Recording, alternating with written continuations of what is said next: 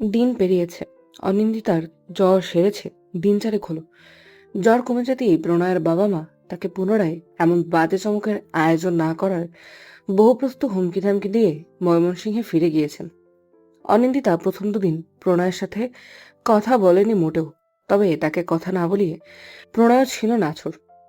সেজন্যই সেদিন রাত্রিরে অনিন্দিতা গাল ফুলিয়ে চোখ মুদে পালঙ্কে শয্যা নেবার পরই প্রণয় তাকে কোলে তুলে নিয়ে গেছে পাশের ঘরের লাগোয়া বড় বারান্দাটায়। ততদিনে প্রণয়ের আনা গাছের কোমল কুড়ি ফুটে পাপড়ি মেলেছে, আরো গোটা চারেক হলদে অলকানন্দা। জ্বর সেরে উঠে এ ঘরে তেমন না আসার কারণে অনিন্দিতার কাছে তার প্রিয় ফুল গাছটির অস্তিত্ব প্রকাশ পায়নি। সেজন্যই আচমকা প্রণয়ের ক্রোড়োত্তীর্ণ হয়ে প্রিয় পুষ্পরাজির অকস্মাৎ দর্শনে অনিন্দিতা বিস্ময়ে ভাষা হারিয়ে ফেলে। বার কয়েক চোখ পিটপিট করে তাকিয়ে দেখে ফুটফুটে অলকানন্দা। হাত বাড়িয়ে তাদের ছুঁয়ে দিতে চাইলেই প্রণয় মেঝেতে নামিয়ে দেয়। অনিন্দিতা টবের দিকে ঝুঁকে গিয়ে নাসিকার অন্ধ্রদয় ভরে অলকানন্দার মাদকীয় ঘ্রাণ নেয়। প্রণয় মুগ্ধ হয়ে তাকিয়ে থাকে। অভিমানী অনিন্দিতা অভিমানে এ কটা দিন তার সুদীর্ঘ কেশরাজি বন্ধনের দায়িত্ব হতে প্রণয়কে অব্যাহতি দেয় কেবল মাথার চুরোখোপাটা প্রণয়ের মুগ্ধ চোখে বড্ড বেমানান ঠেকে। প্রণয় সেই অসামঞ্জস্যতা ছিন্ন করতেই একটানে খুলে ফেলে খোপায় গুজে রাখা রূপোর কাটা। সাথে সাথে অনিন্দিতার হাঁটু ছড়ানো দীর্ঘ কুন্তল দল লুটিয়ে পড়ে একযোগে এলোমেলোভাবে। প্রণয়ের মুগ্ধ দৃষ্টির মুগ্ধতা এবার সীমানা পেরিয়ে পৌঁছে যায় অসীমে। কিন্তু অনিন্দিতা বাদ সাথে। হঠাৎ তার এলোকেশের এমন অযাচিত মুক্তিতে পিছু ফিরে প্রণয়কে মিটমিটিয়ে হাসতে দেখি অলকানন্দা প্রাপ্তির মুগ্ধতার রেশ মিলিয়ে গিয়ে চোখ মুখ গভীর হয়ে ওঠে। ভারী শ্বাস ফেলে হাত উঁচিয়ে পুনরায় চুরোখোপা বেঁধে নিতে উদ্যত হয়। প্রণয় হাত ধরে ফেলল। তার মুগ্ধ দৃষ্টির মাঝে ব্যাঘাত ঘটানোয় বিরক্ত হয়ে শুধায়, কি সমস্যা? চুল বাঁধো কেন? অনিন্দিতা হাত নামিয়ে নেয়, তবে সঙ্গী করে মৌনতা। উত্তর না পেয়ে প্রণয় অনিন্দিতাকে সামনে ঘুরিয়ে পেছন থেকে জড়িয়ে নেয়। প্রণয়ের প্রশস্ত বক্ষস্থলে পিঠ ঠেকতেই অনিন্দিতার মেরুরজ্জুবে শিহরণ নেমে যায়। তবুও অভিমানীর মনের মৌনতা ভাঙে না। প্রণয় অনিন্দিতার কাঁধের একধার থেকে চুলগুলো সরিয়ে চিবুক ঠেকায়। অনিন্দিতার নিশ্চবতা তবুও টলছে না দেখেই নিজেই স্বগতোক্তি করে, সরি তো, তুমি আলোক আনন্দ উপহার দিয়ে চমকে দিতে চেয়েছিলাম শুধু অনিন্দিতা, তাই কিছু বলে যায়নি। তবে তো দেরি হবে বুঝতে পারলে অবশ্যই বলে যেতাম। তোমার চিন্তা হয়েছে বুঝেছি, কষ্ট পেয়েছো বুঝেছি, কিন্তু কথা বলো। চুপ করে থাকলে আমার বুকটা হু হু করে, ফাঁকা ফাঁকা লাগে। তুমি এমনি স্বল্পভাষী, একদম মিউট হলে কেমন লাগবে বলো তো? আমার মনে হয় উইদাউট সাউন্ড টিভি দেখছে, নড়েচড়ে কিন্তু কথা বলে না, আর এই টিভির স্পিকারের নষ্ট। অনিন্দিতা কনুই দিয়ে প্রণয়ের বুকে গুঁতো মারে। তেতে উঠে জিজ্ঞেস করে, আমি স্পিকারলেস টিভি? অসভ্য লোক, বেশ করেছি নড়িচড়ি কথা বলি না। আরও বলবো না, আরও 100 দিন এমন নড়বো চড়বো, কথা বলবো না। কি করবে কি করবে বলো শুনি, কি? বাক্য পূর্ণ হয় না। তৎপশ্চাতেই প্রণয় আলতো চুম্বনে থামিয়ে দেয় অনবরত চলতে থাকা বুলি। অনিন্দিতা লজ্জাবনত মুখে দাঁড়িয়ে রয়। প্রণয় হেলে গিয়ে হাতে তুলে নেয় একখানি স্নিগ্ধ অলকানন্দা। অনিন্দিতার অবিন্যস্ত এলোকেশের আবডালে সযতনে গুজে দেয় সদ্য উত্তোলিত হরিদ্রাব পুষ্প। বিশাল অশীতম্বরে তখন জলজলে পূর্ণিমার রাজত্ব। পঞ্চমীর আগমনে সেই উজ্জ্বল সুধাংশু আজ অনেকখানেই বক্র। প্রণয় সেই বঙ্কিম মৃগাঙ্কের পানে চেয়ে থেকেই শুধায়, বলতে পারো শুভ্র শশী, বলতে পারো শুভ্র শশী, কার সৌন্দর্য সবচেয়ে বেশি, অলোকানন্দা নাকি অনিন্দিতার? প্রণয়ের প্রশ্নে অনিন্দিতা উজ্জ্বল হয়ে হাসে। পিছে দাঁড়ানো প্রণয়ের কানে সে হাসির ঝংকার সুর তোলে। অনিন্দিতা হাসতে হাসতে প্রশ্ন করে, কি উত্তর পেলে? অনিন্দিতা নাকি অলকানন্দা? প্রণয় অনিন্দিতার কানে ফিসফিসিয়ে জবাব দেয়, অলোকানন্দায় সজ্জিত অনিন্দিতা, প্রণয়ের পূরণিতা। সময় প্রবাহমান, ঋতুরা আবর্তনশীল। ঋতুচক্রের হিসেবে আগামীকাল ধরা মাঝে অবতীর্ণ হবে বর্ষ সূচনাকারী গ্রীষ্ম। সে হিসেবে কাল নববর্ষ। প্রণয়ের কলেজে প্রতি বছরই নববর্ষ খুব ছোট করে পালন করা হয়। এবারেও তার অন্যথা নয়। শয়নকক্ষের চৌপায়াটার উপরেই সেই বর্ষবরণেরই আমন্ত্রণ পত্রটি আধখোলা হয়ে পড়ে আছে। লাল সাদার মিশেলে সুন্দর কারুকার্য খচিত সেই আমন্ত্রণ পত্রে স্পষ্ট বাক্যে বলা হয়েছে, আগামী 14 April Pohela Boishakh Ishwarganj degree college কর্তৃপক্ষের ক্ষুদ্র আয়োজনে অনুষ্ঠিতব্য বর্ষবরণ অনুষ্ঠানে অত্র প্রতিষ্ঠানের সম্মানিত প্রভাষক প্রণয় বসু সপত্নীক আমন্ত্রিত। অনিন্দিতা দুগালে হাত ঠেকিয়ে বিছানায় বসে পা দোলাচ্ছে। তার মুখ চোখ দেখে মনে হচ্ছে সে কোনো বিষয় নিয়ে খুব চিন্তিত, তবে বিষয়টা কি তা প্রণয়ের বোধগম্য হচ্ছে না। সোফায় বসে কয়েকটা প্রশ্নের সেট রেডি করতে করতে প্রণয় অনিন্দিতার চিন্তিত মুখখানি দেখে অবশেষে প্রশ্ন করেই বসে, তুমি কি টেন্সড অনিন্দিতা? কি হয়েছে, এমন ছটফট করছো কেন? অনিন্দিতা অস্থির হয়ে জবাব দেয়, আমার ভিড়ে যেতে ভয় করে প্রণয়।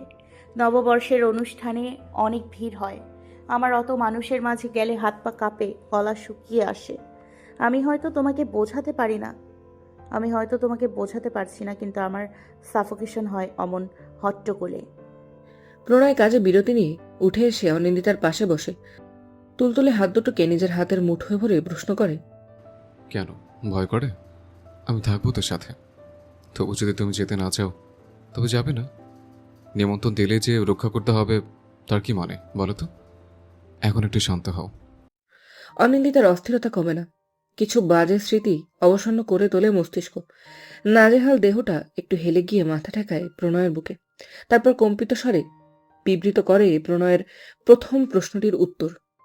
বছর সাতেক আগে এমনই এক বর্ষবরণ উৎসবে ওরা আমাকে খুব বাজেভাবে ছুঁয়েছিল প্রণয়। আমার শাড়ির আঁচল থেকে বেরিয়ে আসা কোমরে, পিঠে বিশ্রী কিছু স্পর্শ এঁকেছিল। ভিড়ের মাঝে আমার এই অপমান দেখারও কেউ ছিল না, না কেউ আমার চিৎকার শুনেছিল। কারো বাজে স্পর্শ যে কত বিষাক্ত তা তুমি বুঝবে না। আমার মতো অন্তর্মুখী মানুষের জন্য তা যে আরও কতখানি দুর্বিষহ তা তুমি জানো না। সেদিন হয়তো লজ্জা ঘৃণায় আমি ওখানেই মরে যেতাম জানো, যদি না একটা মিষ্টি মেয়ে এসে আমাকে বাঁচাতো। আমি এত ভীতু, এত দুর্বল, অথচ সেই মেয়েটা বয়সে আমার ছোটই হবে। তার যে এত সাহস ছিল ভাবাই যায় না। ও যে অত কোলাহলেও কোন ফাঁকে আমাকে হয়রান হতে দেখেছে কে জানে। কিন্তু ওই অসভ্য জঘন্য ছেলেগুলো যখন শুধু হাতের ছোঁয়ায় আমাকে মেরে ফেলেছিল, তখনই মেয়েটা পরীর মতো এসে আমাকে বাঁচিয়ে নিল। একদম হাত ধরে হ্যাচকার টানে ওদের মধ্যে থেকে আমাকে বের করে এনে কষিয়ে চর বসালো সব কটার গালে। তারপর এত চেঁচালো, এত হুমকি ধমকি দিল যে সেই বখাটের দল সেখান থেকে দিল ভো দৌড়। অনিন্দিতা ভয়ের মাঝেও হেসে ফেলল। প্রণয়ের মাথায় হাত বুলিয়ে শুধায়। তারপর? একখানি লম্বা শ্বাস টেনে অনিন্দিতা আবারও বলে, তারপর মেয়েটা খুব মিষ্টি করে হাসলো জানো। আমাকে কি মিষ্টি করে বলল, তুমি ভয় পেও না দিদি, ওদের আর এদিকে আসার সাহস হবে না। আমার বাবা আসলে পুলিশ, আমাকে মোটামুটি ওরা সকলেই চেনে। আজ যা শায়েস্তা করলাম, এ চত্বরে কোনো মেয়েকে উত্ত্যক্ত করার সাহস করবে না। আমি বিনিময়ে মিষ্টি হেসে জানালাম, ধন্যবাদ বোন, তুমি না এলে আজ আমি এখান থেকে বেরোতেই পারতাম না হয়তো। আমার যে তোমার মতো এত সাহস নেই গো। তোমার এই উপকারের ঋণ আমি কি করে মেটাবো কে জানে। সেই মেয়েটা হেসে জবাব দিয়েছিল, সৃষ্টিকর্তা কারো কাছে কাউকে ঋণী করে রাখে না। আমি তোমাকে ওদের থেকে বাঁচালাম, কে বলতে পারে একদিন তুমি আমার জীবনটাকে বাঁচিয়ে দিলে। তারপর মেয়েটাকে কারা যেন ডাকলো, ও চলে গেল। তারপর এতগুলো বছরে কখনো ওকে আমি চট্টগ্রামে আর খুঁজেই পেলাম না। বাবা পুলিশ ছিলেন, বদলি হয়ে গেছে হয়তো, আমি ঋণেই থেকে গেলাম। কিন্তু তারপর আর কোনো দিন কোনো লোক সমাগমে যাবার সাহস আমার হয়নি। সবার সবখানে থাকা মানায় না। আমি ঘর কোনো মানুষ, আমার ঘরে বসেই ঠিক আছে প্রণয়, আমি অনুষ্ঠানে যেতে চাই না। প্রণয় অনিন্দিতার ঘন কালো চুলের ভাঁজে ঠোঁট ছুঁয়ে জবাব দেয়, যেতে হবে না। আমরা নির্জন কোথাও গিয়ে বর্ষবরণ করে নেব অনিন্দিতা। আমাদের দুজনের একসাথে বছরের নতুন বছরকে আমরা একান্তে স্বাগত জানাবো। আমার অনিন্দিতাকে আর কেউ কখনো বাজেভাবে ছুঁতে পারবে না। উত্তপ্ত মধ্যাহ্ন। বৈশাখের প্রথম পদার্পণে পৃথিবীর বুকে চলছে রবিদূতির প্রবল তাণ্ডব নৃত্য। তপ্ত রৌদ্রে জ্বলে যাচ্ছে মেদিনী। সেই সাথে বিশাল নীলাম্বরেও অভ্রকণার ছিটে ফোটা নেই।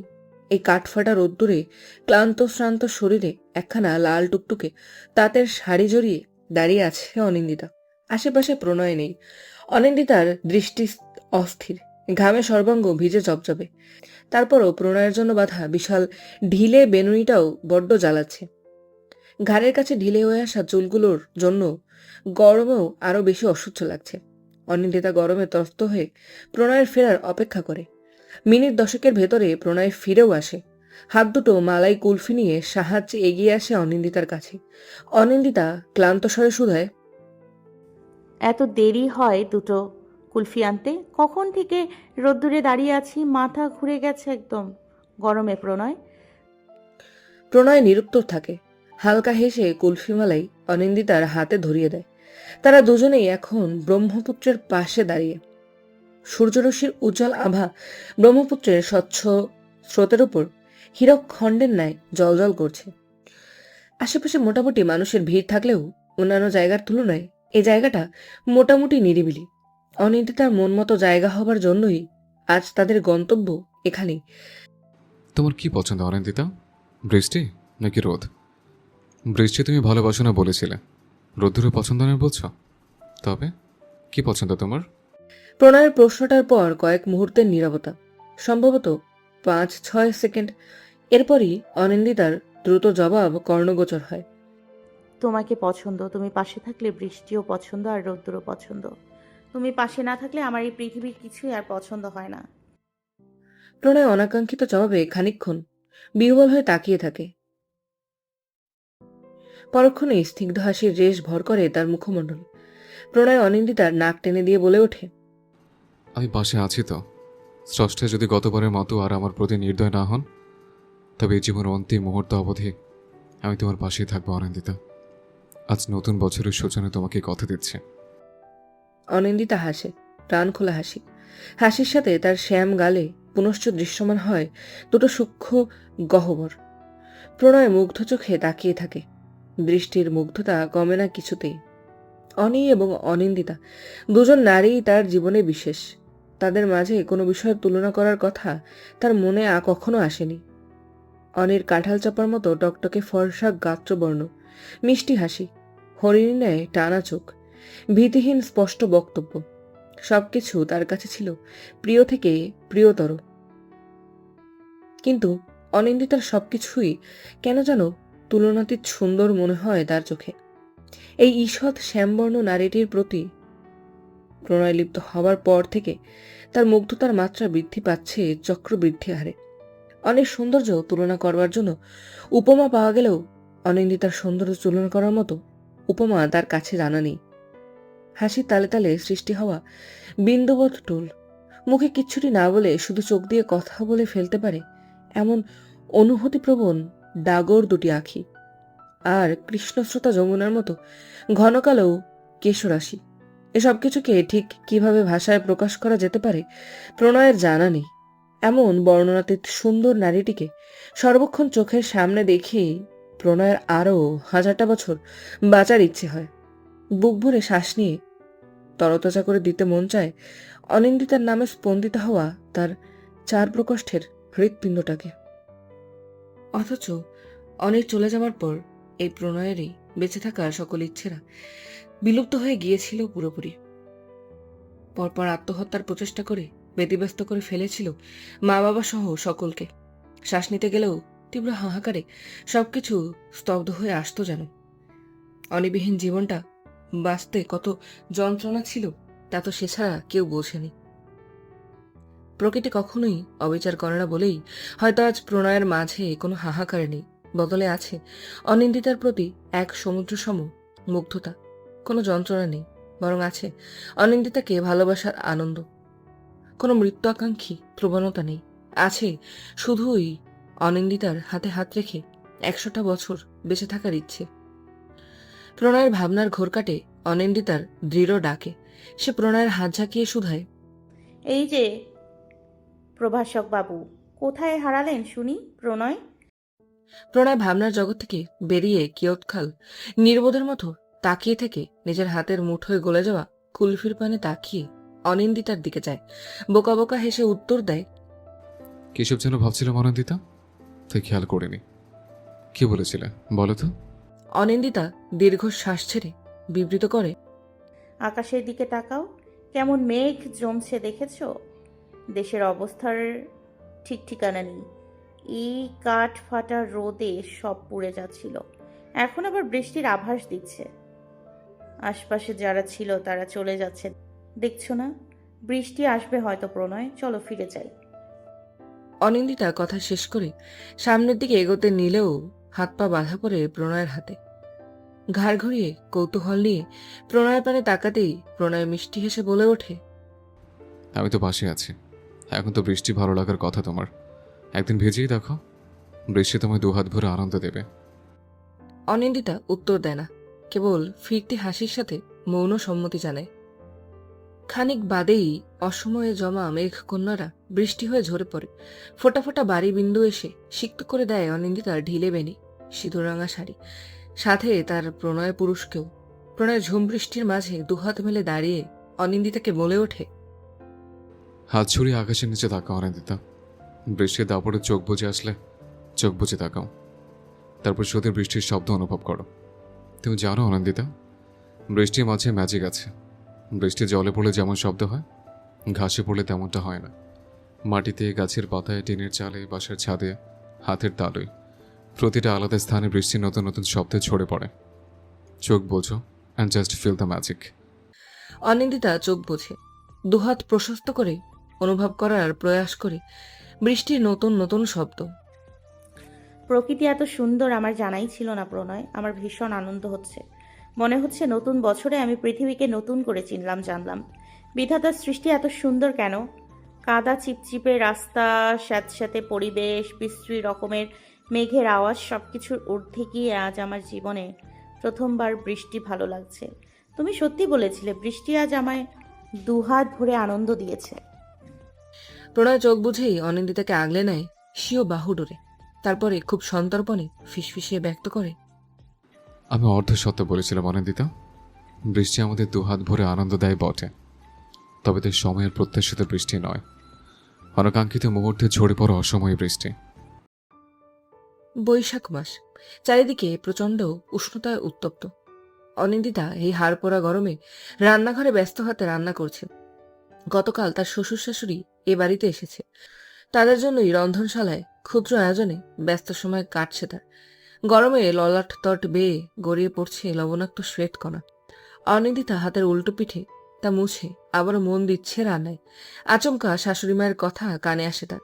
পুষ্পিতা দেবী স্নেহার্দ্র কণ্ঠে শুধান, তোর কোনো সাহায্য লাগবে অনু? সে কখন থেকে একা হাতে কাজ করছিস, এত গরমে তোকে জ্বালাতে চলে এসেছি আমরাও। অনিন্দিতা হাসি মুখে শাশুড়ি মায়ের প্রশ্নের প্রতি উত্তর করে, তুমিও যে কি বলো না মা, তোমরা এলে আমার কত ভালো লাগে, আর তুমি বলছো এসে জ্বালাচ্ছ। আমি কি তোমরা না এলে রান্না বান্না করি না? পুষ্পিতা দেবী সহাস্যে অনিন্দিতার মাথায় হাত বোলান, নমনীয় স্বরে বলেন, সে তুই কাজ করিস আমি জানি, কিন্তু এখন তো আমি আছি, আমাকেও কিছু করতে দে। বসে থাকতে আমার ভালো লাগে না। তোর বুড়ো শ্বশুর তো শুধু খবরের কাগজ আর ফোন টিপতেই ব্যস্ত থাকে 12 মাস। আমার একা একা কোনো কাজ নেই, তুই কোনো কাজ দে, তোর সাথে গল্প করতে করতে কাজ করি। অনিন্দিতা হালকা হেসে শাশুড়ি মায়ের দিকে শশা গাজরের ঝুড়িটা এগিয়ে দিতে বলে ওঠে, আচ্ছা, স্যালাডগুলো কাটো তবে। আমার রান্না শেষ প্রায়। তোমাদের ছেলেকে ফোন করো, বলো দুপুরে খেয়ে যাক। লাঞ্চ ব্রেক তো শুরু হয়ে যাবে একটু পর। পুষ্পিতা দেবী সহমত পোষণ করে। অনিন্দিতার সাথে টুকটাক সাংসারিক আলাপচারিতার মাঝেই গাজর শশাগুলোকে কেটে রেখে প্রণয়কে কল করে খেয়ে যেতে তলব করেন। অনিন্দিতাও রান্না শেষ করে আরেকটিবার ঘেমে ভিজে আসা শাড়ি পাল্টে নিতে ওয়াশরুমে প্রবেশ করে, কিন্তু ওয়াশরুম থেকে বেরোতেই ঘটে এক বিপত্তি। আচমকাই অনিন্দিতার মাথা ঘুরে ওঠে। টাল সামলাতে না পেরে জল পড়ে থাকা বাথরুমের মেঝেতে কি করে যেন পাটা পিছলে যেতেই হুড়মুড়িয়ে পড়ে যায় অনিন্দিতা। হাতে ধাক্কা লেগে বালতি পড়ে যাওয়ার শব্দে পুষ্পিতা দেবী ছুটে এসে দেখে অনিন্দিতা ওয়াশরুমের মেঝের উপর পড়ে আছে। পুষ্পিতা দেবী আঁতকে ওঠেন, এক হাতে অনিন্দিতাকে ওঠানোর চেষ্টা করেন, বিফল হয়ে অগত্যা চেঁচিয়ে স্বামীকে ডাকেন। প্রতাপবাবু তাদের ঘরে বসে খবরের কাগজ পড়ছিলেন। পুষ্পিতা দেবীর এহেন চিৎকারে তিনি ভরকে যান। দ্রুত পদে প্রণয়ের ঘরে এসে দেখে অনিন্দিতা ওয়াশরুমের মেঝেতে অর্ধচেতন হয়ে পড়ে আছে। পুষ্পিতা দেবী তাকে এক হাতে ওঠাতে পারছেন না দেখে প্রতাপবাবুও সাহায্য করেন। দুজনে মিলে কোনো রকমে অনিন্দিতার নেতিয়ে যাওয়া শরীরটা বিছানায় শুয়ে দিতেই পুষ্পিতা দেবী চোখে মুখে জল ছেটান। অনিন্দিতার মিনিট তিনেকের মাঝেই জ্ঞান ফিরলে পুষ্পিতা দেবী অস্থির হয়ে জিজ্ঞেস করেন, অনু, পড়লি কি করে? সাবধানে চলবি না একটু? মাথা যদি ব্যথা পেতি তখন? কোথাও লাগেনি তো মা?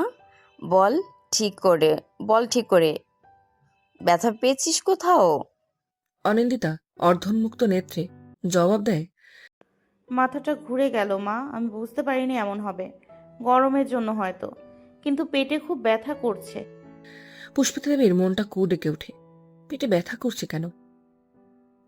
প্রশ্নের সম্ভাব্য জবাব মাথায় আসতেই তিনি অনিন্দাকে ব্যাকুল হয়ে প্রশ্ন করেন, ঠিক মতো বল তো, তোর শরীর আজকাল কেমন যাচ্ছে?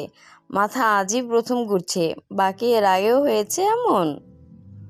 অনিন্দিতা লুকোতে চায় কিছু, কিন্তু পারে না। কাচুমাচু মুখে উত্তর দেয়, আজ প্রথম না, গত এক সপ্তাহ থেকে প্রেশার লো, হয়তো গরমের জন্য হতে পারে। আমার আগেও মাঝে মাঝে এমন হতো।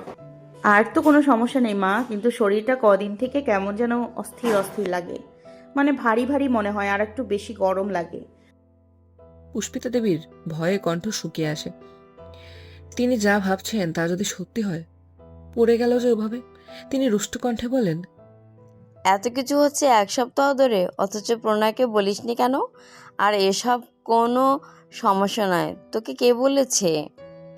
অনিন্দিতা ঠোঁট উল্টে জবাব দেয়, তোমার ছেলে যেমন আমার সামান্য সর্দি কাশি হলেও কলেজ থেকে ছুটি নিয়ে বাড়িতে বসে থাকে। এমন করলে চাকরি টিকবে তাই আর বলিনি, কিন্তু মাথা ঘুরে উল্টে পড়বো তা তো ভাবিনি মা। পুষ্পিতা দেবীর অস্থিরতা বারে বই কমে না। অনিন্দিতাকে আবারও জিজ্ঞেস করে, এখনো পেটে ব্যথা করছে অনু? অনিন্দিতা মাথা নেড়ে হ্যাঁ জানায়। তাদের কথার মাঝেই প্রণয়ে এসে পৌঁছলে পুষ্পিতা দেবী তাড়াতাড়ি করে বলেন, প্রণয়, অনিন্দিতাকে নিয়ে হাসপাতালে চল।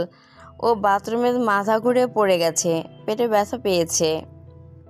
ঘটনার আকস্মিকতায় প্রথম কয়েক মুহূর্ত স্থির থাকলেও পরক্ষণেই প্রণয়ের হৃদস্পন্দন বেড়ে যায়। ত্রস্ত পদে অনিন্দিতার পানে এগিয়ে গিয়ে শুধায়, কি করে হলো? খাওয়া দাওয়া করো না ঠিক মতো? মাথা তো ঘুরবে, খুব ব্যথা করছে অনিন্দিতা। অনিন্দিতা জানত প্রণয় জানলেই এমন পাগল পাগল করবে, তাই তো কিছু বলেনি। কিন্তু এই মুহূর্তে অনিন্দিতা আর কিছু বলার সুযোগ পায় না। প্রণয় তাকে কোলে তুলে একটা অটো ধরে সোজা চলে আসে হাসপাতালে। অনিন্দিতাকে চেক আপের জন্য পাঠিয়ে উন্মাদের মতো সারাটা সময় কেবিনের বাইরে পাইচারি করে যায়। চেক আপ শেষে ডক্টর সহ অনিন্দিতা বেরিয়ে আসতেই প্রণয় তার প্রশ্নমান নিক্ষেপ শুরু করে। Doctor, it's all right? কি বুঝলেন? খুব গুরুতর কিছু কি হয়েছে? অনিন্দিতা বিহবলিত নেত্রে তাকিয়ে দেখে প্রণয়ের তারতরে করা পাগলামো। সে প্রণয়কে শান্ত করার চেষ্টা করে, কিন্তু প্রণয় মানে না। সে আবারও ডক্টরকে একই প্রশ্ন করলে ডক্টর জবাবে জানান, কিছু টেস্ট করতে দেওয়া হয়েছে, সন্ধ্যা নাগাদ সেগুলোই রিপোর্ট আসবে, তখনই বুঝতে পারবো কি হয়েছে। এখনই আমি ওনার শুনে পুরোপুরি ক্লিয়ার কিছু বলতে পারছি না। অনেক কিছুই হতে পারে। আপনি ওনাকে এখন বাড়িতে নিয়ে যান, সন্ধ্যাবেলায় এসে রিপোর্ট কালেক্ট করে আমাকে দেখিয়ে নিয়ে যাবেন। প্রণয়ের অস্থিরতার পারদ তুঙ্গে তুলে দিয়ে চিকিৎসক ভদ্রলোক অন্যত্র চলে গেলে প্রণয় বিমর্ষ বদনে অনিন্দিতার মুখপানে তাকিয়ে শুধায়, তুমি তো কেয়ারলেস কি কারণে বলো তো? ওয়াই? শরীরটা যে খারাপ সেটা তো আমাকে বলতে হবে আনন্দিতা। কিছু না কিছু না বলে রোগ চেপে রাখলে আমার আর চিন্তা হবে না। এই যে এখন তুমি হসপিটালে বেডে শুয়ে আছো, হোয়াট ডু ইউ থিঙ্ক আমি এখন নিশ্চিন্ত মনে দাঁড়িয়ে আছি? অনিন্দিতা চোখ বুঝে একটা দীর্ঘ নিঃশ্বাস টেনে উত্তর করে, আমি বুঝতে পারিনি তো, রাগ করো না, চিন্তাও করো না, কিছু হয়নি আমার। সন্ধ্যাবেলা রিপোর্ট পেলেই জেনে যাবে, প্লিজ একটু শান্ত হও। প্রণয় শান্ত হয় না, তবে স্থির হয়ে আসে। অনিন্দিতার সামনে ছটফট করলে অনিন্দিতারই দুশ্চিন্তা বাড়বে, সেটা তার শরীরের জন্য ভালো হবে না ভেবেই নিজের মানসিক অশান্তিটুকু মনের বাক্সে বন্দি করে স্বাভাবিকভাবে স্বগতোক্তি করে। ঠিক আছে, আমি টেনশন করছি না। চলো চলো বাড়িতে। দুপুরে খাও নেই, খেতে হবে, ঘুমোতে হবে। সন্ধ্যাবেলা আর তোমাকে আসতে হবে না, আমি এসে রিপোর্ট নিয়ে যাব। অনিন্দিতা শোনে। প্রণয়ের সাথে বাড়ি ফিরে বাধ্য মেয়েটির মতো খেয়ে দিয়ে ঘুমিয়ে পড়ে। কিন্তু অনিন্দিতার ঘুমন্ত ক্লান্ত মুখপানে চেয়ে প্রণয়ের দুশ্চিন্তা বাড়তে থাকে ক্ষণে ক্ষণে। পুষ্পিতা দেবী ছেলের মনের অবস্থা বোঝেন। তিনি জানেন অনির মৃত্যুর পর তার জীবনমৃত ছেলেটার বেঁচে থাকার অবলম্বন অনিন্দিতা। নির্হারা বিহঙ্গ যেমন নতুন খড়টুকুকে অবলম্বন করে নতুন নির্গড়ার স্বপ্ন দেখে, অনেকে হারিয়ে সর্বশান্ত হওয়া তার ছেলেটিও অনিন্দিতাকে নিয়ে নতুন করে বাঁচার স্বপ্ন দেখছে। সেই স্বপ্ন যদি শয্যাশায়ী হয়ে থাকে তবে দুশ্চিন্তা অস্থিরতা তো স্বাভাবিক। তবুও ছেলেকে সান্ত্বনা দিয়ে তিনি বলে ওঠেন, চিন্তা করিস না, কিছু হবে না। তুই শক্ত থাক প্রণয়। ভেঙে পড়লে ওর টেক কেয়ার করতে পারবি না তো। প্রণয় মায়ের কথায় ম্লান হাসে। ভেঙে পড়তে না চাইলেও মনের মাঝে ভয় আসে। ঘর পোড়া গরু যে, সিঁদুরে মেঘ দেখে ভয় তো করবেই। সন্ধ্যার ঠিক আগ মুহূর্তে সারাদিনের গরমে উত্তপ্ত ধরাকে ঈষৎ শীতলতার আভাস দিতেই সনসনে বায়ুপ্রবাহ হাজির হয় এক আকাশ ভরা ধূসররঙা মেঘ নিয়ে। ছাই ছাই রঙের মেঘদূতেরা মুঠোয় পুরে নিয়ে আসে আসন্ন বর্ষণের আগমনী বার্তা। অনিন্দিতা তখনও ঘুমো। ডাক্তারের পরামর্শ মতো খাবারের পর একটা ঘুমের ওষুধ দেওয়া হয়েছিল তাকে। তার প্রভাবেই বোধহয় এখনো তন্দ্রা ছোটেনি। পুষ্পিতা দেবী বৃষ্টির আভাস পেয়ে জানলা দরজা সব আটকে দিয়ে ফিরে এসে প্রশ্ন করেন, বৃষ্টি শুরু হচ্ছে যে প্রণু, রিপোর্ট আনতে যাবি কি করে? প্রণয় নিজেও তাই ভাবছিল। তবে তার উত্তরের পূর্বেই প্রতাপবাবু বলেন, আচ্ছা বোমা, এই আবহাওয়ায় ঘুম থেকে উঠলে না দেখলে চিন্তা করবে। এর আগেরবার কি হয়েছিল দেখোনি? ও বরং থাক বাড়িতে, আমি বরং রিপোর্ট নিয়ে এসে ডাক্তার কি বলে শুনে আসছি। বৃষ্টি তো এখনো পড়েনি, বৃষ্টি হলে একটু দেরি হতে পারে, আমি ফোন করে জানাবো। পুষ্পিতা দেবী স্বামীর বয়ানে সহমত হন। প্রতাপবাবু চলে গেলেন ভীষণ অস্থিরতায়। প্রতাপবাবু চলে গেলে ভীষণ অস্থিরতায়ের পরবর্তী মুহূর্তটা অতিবাহিত করেন তারা দুই মা ছেলে। সন্ধ্যা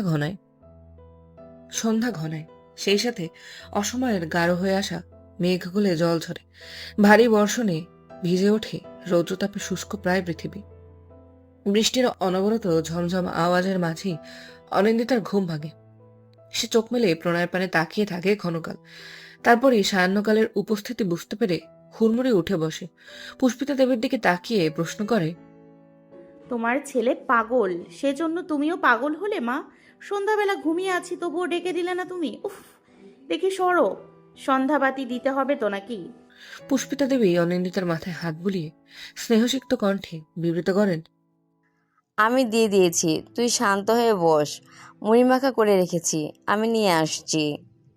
পুষ্পিতা দেবী রান্নাঘরের দিকে প্রস্থান করলে প্রণয় অনিন্দিতাকে জিজ্ঞেস করে। এখন শরীর ঠিক লাগছে? অনিন্দিতা প্রণয়ের কণ্ঠের কাতরতা ধরে ফেলে। সে বুঝতে পারে তার সামান্য মাথা ঘুরে পড়ায় যে ছেলে মন পাগল পাগল করছে, সেখানে অনিন্দিতার মৃতদেহটা দেখে তার মনের কি অবস্থা হয়েছিল। অনিন্দিতা প্রণয়ের বুকে মাথা ঠেকিয়ে জবাব দেয়, ঠিক লাগছে প্রণয়, চিন্তা করো না। তোমায় এমন বিমর্ষ বিষণ্ণ দেখতে আমার ভালো লাগে না। প্রণয় হালকা হেসে অনিন্দিতার মাথায় হাত বোলায়। এর মাঝেই কলিং বেল বাজার শব্দ কানে আসে। প্রণয় চমকে ওঠে। অনিন্দিতা ভরকে যায়। বাইরে বৃষ্টির গতি অনেকটাই নেতিয়ে এসেছে তখন। তার মানে প্রতাপবাবু ফিরেছেন। প্রণয়ের স্থিমিত হয়ে আসা অস্থিরতা আরো বেড়ে যায়। আর অনিন্দিতা প্রশ্নবিদ্ধ চোখে প্রণয়ের অস্থিরতা দেখে যেতে থাকে। ক্ষণিকের মাঝেই পুষ্পিতা দেবী আর প্রতাপবাবু গম্ভীর মুখে তাদের ঘরে প্রবেশ করলে প্রণয় সবার আগে জিজ্ঞেস করে, রিপোর্টে কি আছে বাবা? ডক্টর কি বলল? প্রতাপবাবু প্রণয়ের প্রশ্নের জবাবে নিরুত্তর থাকে। উত্তরস্বরূপ তার দিকে এগিয়ে দেয় রিপোর্ট ভরা এনভেলপ। প্রণয় কম্পিত হাতে রিপোর্টের খামটা হাতে নিয়ে অনিন্দিতার পানে তাকায়। ততক্ষণে প্রণয়ের অস্থিরতার কারণ বুঝতে পেরে অস্থিরতা ভর করে অনিন্দিতার মনেও। শ্বশুর শাশুড়ির মুখের এমন গাম্ভীর্য আর অস্থিরতাকে দুশ্চিন্তায় বদলে দিতেও সময় নেয় না। প্রণয় অনেকখানি সাহস সঞ্চার করে কাঁপা কাঁপা হাতে খামের ভেতর থেকে রিপোর্টটা বের করে চোখের সামনে মেলে ধরতেই তার কয়েকটা স্পন্দন যেন হারিয়ে যায়। উত্তেজনায় রুদ্ধ হয়ে আসে শ্বাসবায়ু। অজানা এক অনুভূতি এসে গ্রাস করে সর্বাঙ্গ। সেই সাথে চোখের কোণায় চিকচিক করে ওঠে ফোঁটা দুয়েক অশ্রুকণা। অনিন্দিতা প্রণয়ের নিশ্চুপতা দেখে ভীত কণ্ঠে জিজ্ঞেস করে, প্রণয়, কি আছে রিপোর্টে? কঠিন কোনো অসুখ করেছে? চুপ করে আছো যে, কিছু বলো। প্রণয়ও বাবার মতোই নিরুত্তর হয়ে রিপোর্টটা এগিয়ে দেয় অনিন্দিতার দিকে। অনিন্দিতা রিপোর্ট হাতে নিয়ে ভয়ার্ত দৃষ্টিতে চোখ বোলাতেই স্তব্ধ হয়ে যায়। তার হাতে তার ইউরিন টেস্টের রিপোর্ট। সেই রিপোর্টে খুব স্পষ্ট হরফে লেখা আছে প্রেগন্যান্সি পজিটিভ। সকালটা অন্যরকম। পৃথিবীর বুকে প্রখর তাপ, কিন্তু প্রণয় অনিন্দিতার ছোট্ট পৃথিবীতে শুধুই প্রশান্তির শীতল বৃষ্টি।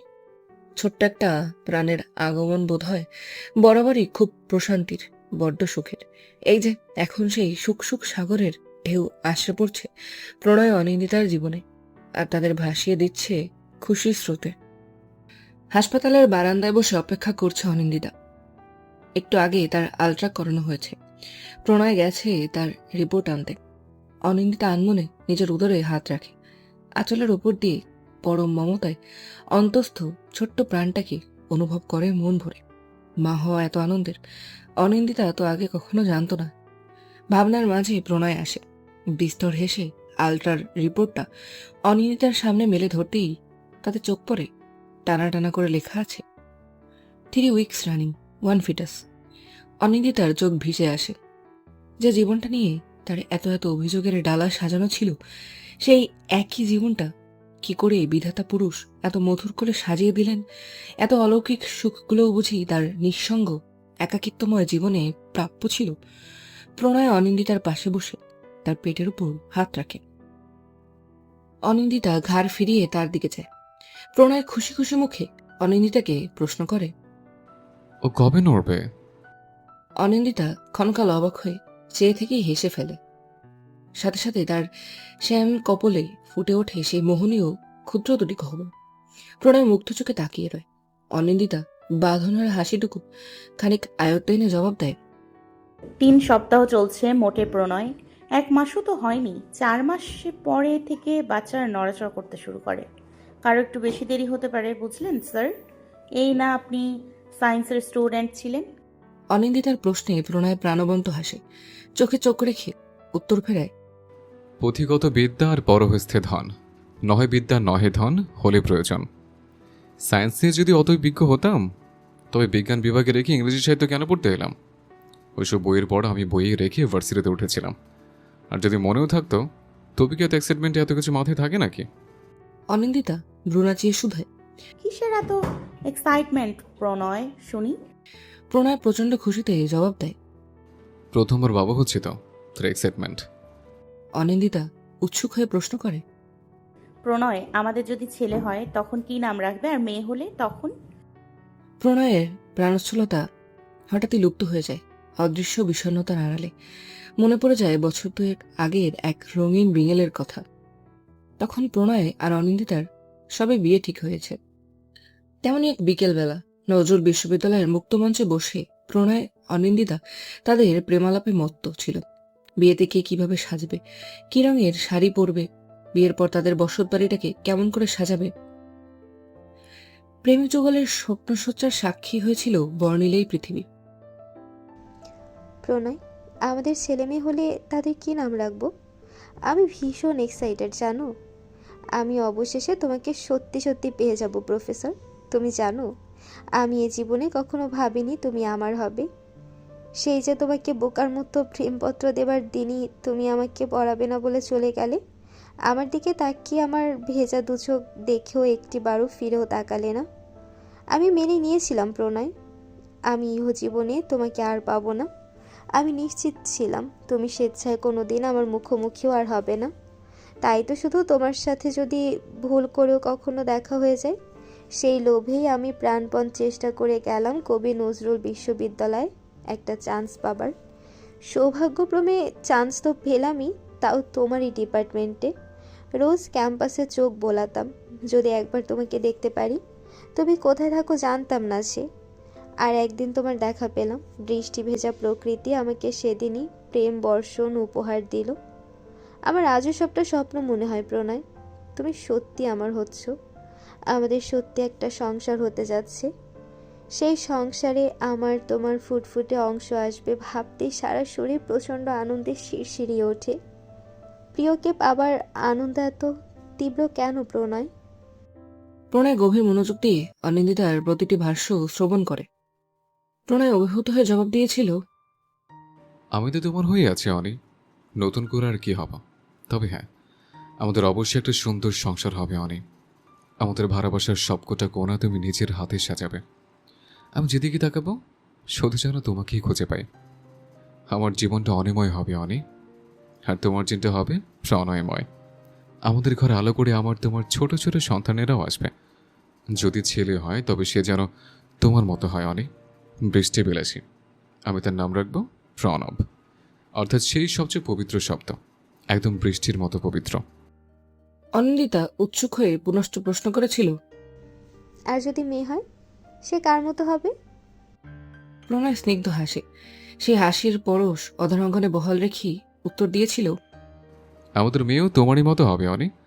তোমার মতো এত সুন্দর শুদ্ধ হৃদয় পাবে সে। তোমার মতো চঞ্চল হরিণের মতো ছুটে বেড়াবে। রাগঢাক না করে মনের কথাগুলো অকপটে প্রকাশ করার মতো ক্ষমতা থাকবে। আর আর থাকবে তোমার মতো নির্দ্বিধায় কাউকে ভালোবেসে ফেলার ক্ষমতা। আমি তার নাম রাখবো অনুমেঘা। মানে জানো, যে মেঘ বৃষ্টিকে অনুসরণ করে চলে সে। বৃষ্টি বিলেসিনের কন্যা তো বৃষ্টি অনুসরণ করবে অনেক। অনিন্দিতা সেদিন খিলখিলিয়ে হেসে উঠেছিল। প্রণয় অতীতের স্মৃতি মন্থন করে বর্তমানে ফিরে আসে। খুব সুখের ভিড়েও সূক্ষ্ম বেদনার রেশ ভারাক্রান্ত করে তোলে হৃদয়ঙ্গম। বারবার মনে হতে থাকে, এই এত স্মৃতি, এত স্বপ্ন যার সাথে জড়িয়ে সে আজ নেই কেন? কেন অনি তার হয়েও হলো না? অনিন্দিতা বহুক্ষণ যাবৎ মৌন প্রণয়ের নীরবতার কারণ শুধিয়ে বলে, চুপ হয়ে গেলে কেন প্রণয়? কিছু ভুল বলেছি? রেগে গেছো? প্রণয় সম্বিত ফিরে পায়। অতীত হাতড়াতে গিয়ে বর্তমানকে ভুলে যাওয়া যে অন্যায় তা মনে আসতেই অনুতাপে দগ্ধ হয় মন। অনেকে ঘিরে করা সকল জ্ঞানের উত্তর তো তার সামনেই বসে আছে। অনিন্দিতা বিধাতা পুরুষ সম্ভবত অনেক স্বপ্নগুলোর পূর্ণতা অনিন্দিতার ভাগ্যে লিখেছিলেন। নইলে অনেকে এত ভালোবেসো অনিন্দিতাকে সে মন দিল কি করে? অনিন্দিতার সাথে তার না হওয়া সংসারটা ভাঙতে গিয়েও বেঁচে গেল কি করে? কারণ অনেকে বল তার মনেই ছিল ভাগ্যটা যে স্রষ্টা নিজ হাতে অনিন্দিতার নামে দলিল করে দিয়েছিলেন তাদের জন্মলগ্নেই। এই কারণেই অনি আজ নেই। তাই প্রণয় মেনে নেয় যা হয়েছিল ভাগ্যে তাই ছিল। আর ভাগ্য লেখককে কেন বলে প্রশ্নবিদ্ধ করা বোকামো নয়, চরম মূর্খামি। প্রণয় পুরনো সব স্মৃতিকে মনের গুপ্ত কুঠুরিতে বদ্ধ করে ঈষৎ হেসে বছরখানেক আগে অনেকে বলা সেই কথাগুলোর মতো করেই অনিন্দিতার প্রশ্নের জবাবে বলে ওঠে, আমাদের ছেলে হলে তার নাম হবে প্রণব, যার অর্থ সর্বাপেক্ষা পবিত্র শব্দ অনিন্দিতা। ও বৃষ্টি ভালোবাসবে। সে বৃষ্টিকে ভালোবাসবে যে বৃষ্টি আমাকে আমার জীবনের সবচেয়ে মূল্যবান সবকিছু উপহার দিয়েছে। বৃষ্টির শব্দটা যতটা পবিত্র, ততটাই পবিত্রতা ঘিরে থাকবে আমাদের প্রণবকে। আর মেয়ে হলে তার নাম হবে অনুমেঘা। যে মেঘ বৃষ্টিকে অনুসরণ করে চলে সেই মেঘ। বৃষ্টি বিদ্বেষীনের মেয়েটা না হয় বৃষ্টিপ্রিয়াই হবে। পছন্দ হয়েছে তোমার? অনিন্দিতার চোখমুখ খুশিতে উজ্জ্বল হয়ে ওঠে। সে প্রণয়ের বাহু আঁকড়ে ধরে প্রবল আনন্দসিক্ত হয়ে বলে ওঠে, অনেক পছন্দ হয়েছে, অনেক অনেক বেশি। প্রণয় অনিন্দিতার চুলের ভাঁজে হাত ডুবিয়ে স্বগতোক্তি করে, তুমি সবসময় এমন করে হাসতেই থাকবে কেমন? তোমার হাসি দেখলে আমার পৃথিবীটা আলোয় ঝলমলিয়ে ওঠে। মনে হয় হাজারটা দীপাবলির আলোয় ভরেছে চারিপাশ। আমাকে পৃথিবীর সবচেয়ে সুখী মানুষের কাতারে ফেলে দেওয়া বেনি কিশোরীটি সবসময় এমন হাসতে থাকুক। আমার ভাগে সব হাসিও তার হোক, তবু তার হাসি কোনোদিনও ম্লান না হোক। বেনি কিশোরীকে ভালোবাসে অনেক অনিন্দিতা, অনেক বেশি। অনিন্দিতা চুপ করে শুনে যায় প্রণয়ের সকল প্রণয় বাক্য। তার হুট করে মনে পড়ে কয়েকদিন আগে প্রণয় ঠিকই বলেছিল, সত্যি সত্যি যার না আমি প্রণয়, তার প্রণয় ঠিক কতটা বিশেষ হতে পারে তা ভাবনাতীত বিষয়। নিজের উদরস্থলে হাত রেখে অনিন্দিতা মনে মনে ব্যক্ত করে, তুই তোর বাবার মতো ভালোবাসতে শিখবি পুচকু। সে তুই প্রবণী হ কিংবা অনুমেঘা, তোদের মনটা যেন প্রণয়ের মতো প্রণয়পূর্ণ হয় সোনা। তারপর প্রণয়ের বাহুডোর আরেকটু শক্ত করে আঁকড়ে নিয়ে বিবৃত করে, বেনি কিশোরীও তার প্রণয় পুরুষকে ভীষণ ভালোবাসে আর চায় তার জীবনটাকে এত এত খুশির পরশে ভরিয়ে দেয়া সেই ব্যক্তিগত প্রণয় পুরুষটি আজীবন তাকে এভাবেই ভালোবাসুক। কালের স্রোত প্রবাহমান। ছিমছাম গরনের অনিন্দিতার ছোট্ট শরীরটা এখন স্থূলকায়, চাপাহুদর স্ফীত হয়ে নবজাতকের দ্রুত গমনের বার্তা বহন করে। প্রণয়ের দায়িত্ব বেড়েছে অনেকখানি। প্রথম দিকে সবটা ঠিক থাকলেও দিন যত বাড়ছে ততই বেড়েছে অনিন্দিতার পরিবর্তন। গর্ভকালীন মেয়েদের মানসিক স্থিতি সময় অসময়ে বদলাতে থাকে, শুদ্ধ ইংরেজিতে যাকে বলা হয় মুড সুইং। তবে অনিন্দিতার ক্ষেত্রে এই মুড সুইং এর বিষয়গুলো ঘটছে বড়ই অদ্ভুতভাবে। উদাহরণস্বরূপ কিছু ঘটনা বর্ণনা করা যায়। এই যেমন এক বৃহস্পতিবারের কথা। অনিন্দিতার গর্ভাবস্থার তখন প্রায় 5 মাস। ভেতরে থাকা ছোট্ট ভ্রূণ তখন ধীরে ধীরে নড়তে আরম্ভ করেছে। প্রণয় রোজ রাতেই সে নবপ্রাণের নরণ অনুভব করতে অনিন্দিতার ঈষৎ উঁচু পেটে কান রাখে, হাত বোলায়, ঠোঁট চয়। সে রাতেও তার ব্যতিক্রম হয়নি। উচ্চ মাধ্যমিকের কয়েকটা খাতা শেষ করে প্রণয় সে রাতেও চুপচাপ বিছানায় পা গুটিয়ে বসে থাকা অনিন্দিতার স্ফীত উদরে কান লাগিয়ে আপন অংশের উপস্থিতি অনুভব করছিল। আচমকা অনিন্দিতা প্রণয়ের গালে সপাটে একখানি চর বসালো। প্রণয় প্রথমটা চমকালো, অতঃপর ভরকালো এবং অবশেষে বিস্ফোরিত নয়ন মিলে তাকিয়ে রইল অনিন্দিতার নিষ্প্রিয় মুখপানে। চর খাবার মতো কি করেছে বুঝতে না পেরে অনিন্দিতাকে শুধালো, অনিন্দিতা, কি হয়েছে? আমি কিছু করলাম? মারলে কেন? অনিন্দিতা প্রশ্নে প্রচন্ড বিরক্ত হয়েছে। এমন মুখভঙ্গি করে জবাব দিল, আমার কাছে কেন এসছো নোংরা লোক? তোমার গা দিয়ে পচা ইঁদুরের মতো গন্ধ, আমার বমি পাচ্ছে, দূরে সরো। কতদিন ধরে গা ধুচ্ছ না তুমি? ছি। প্রণয় যেন বিস্ময়ে কথা বলতেও ভুলে গেল। সন্ধিয়ান হয়ে নিজের শরীরের ঘ্রাণ শুকেও পচা ইঁদুরের গন্ধ না পেয়ে অসহায় কণ্ঠে বলল, পচা ইন্দুরের গন্ধ তো আমি পাচ্ছি না অনিন্দিতা। তোমার শরীর ঠিক আছে? এবারে বিরক্ত অনিন্দিতা খেপে গিয়ে বলল, পাচ্ছ না মানে কি? তুমি বলতে চাচ্ছ আমার নাকে সমস্যা? হ্যাঁ সেই তো, এখন তো আমি মোটা হয়ে গেছি, আমার নাক, কান, চোখ, মাথা সবেতেই সমস্যা পাবে তুমি। প্রণয় যেন অথই সমুদ্রে পড়ে গেল। অনিন্দিতার এমন আচমকা রেগে যাওয়ার কারণ বুঝতে না পেরে অগত্যা নিজের শরীরে পচা ইঁদুরের গন্ধের উপস্থিতি মেনে নিল।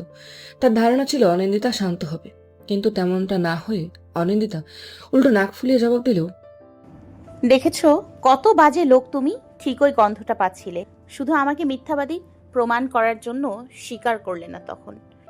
প্রণয় হতাশায় নিমজ্জিত হয়ে অনিন্দিতার দোষারোপ মেনে নিল।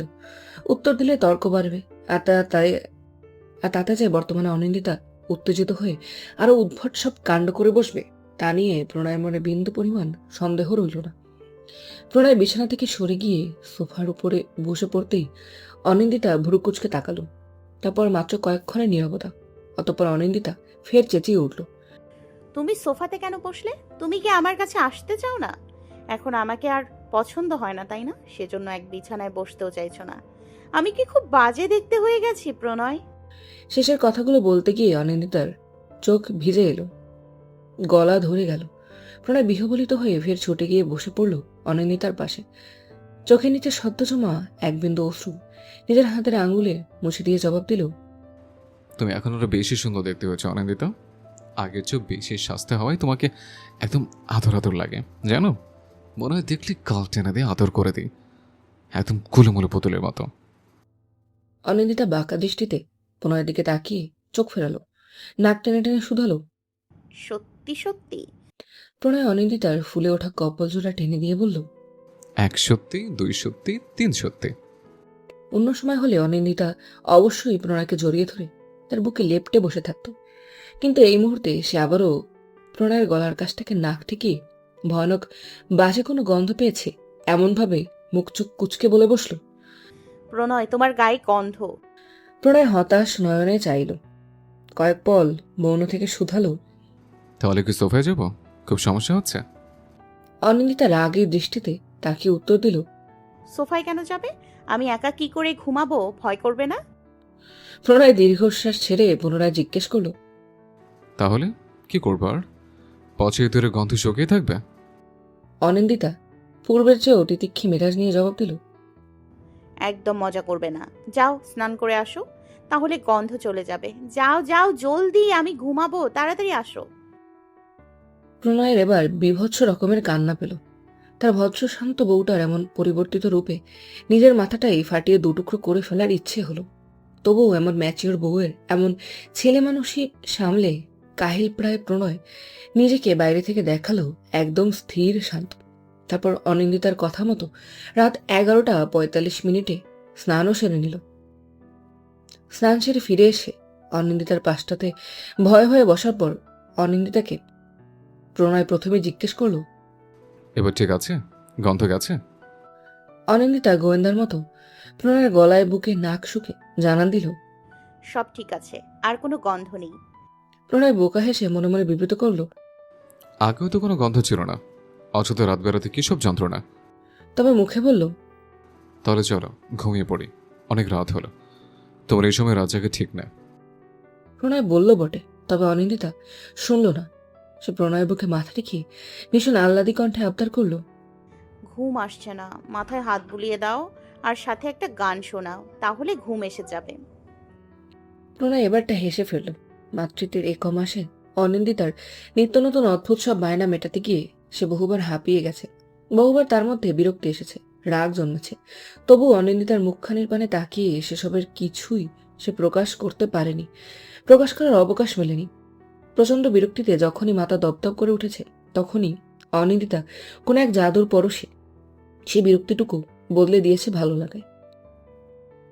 এই যেমন এখন অনিন্দিতাকে বুকের মাঝে পেয়ে তার একটু বিরক্তি নেই মনে, বরং অনিন্দিতার অবুঝ বায়নাতে মাঝরাতে স্নান করে বেরোনোর বিরক্তি ভুলে অধরকণে জমে আছে এক চিলতে হাসি।